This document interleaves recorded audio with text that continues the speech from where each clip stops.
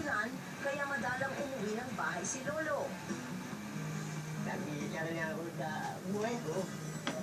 Kaya, ginawa ko dito na ako natutulog.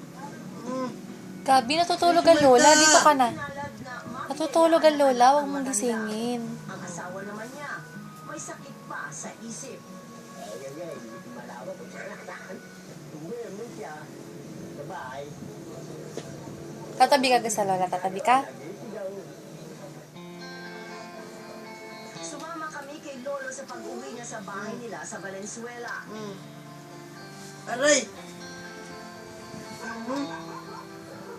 Inabutan namin doon ang Aray! pamilyang nakikitira sa bahay nila. Anak daw iyon ng asawa niya sa una nitong naging karelasyon. Ang bahay ni Lolo, halatang walang nag-aasikaso. Ilang linggo na kasi hindi pa rin umuwi ang misis niya.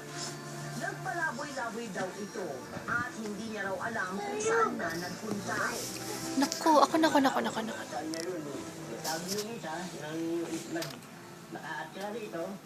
Ginising mo na lola. Doon na kayo sa kwarto, mami.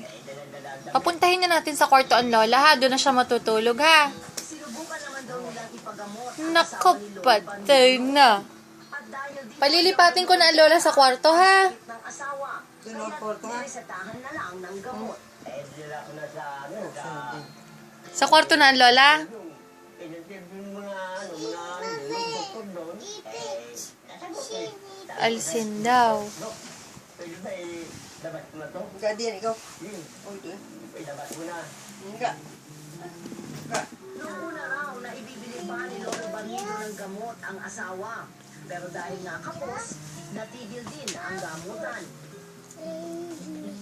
May pensyon naman sanang pwedeng asahan si Lolo. Pero hindi na raw Asan ang alam lola? kung anong nangyari dito. Malis na.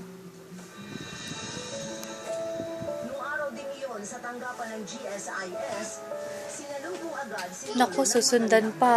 balita. Yan, ganun niya sa lola.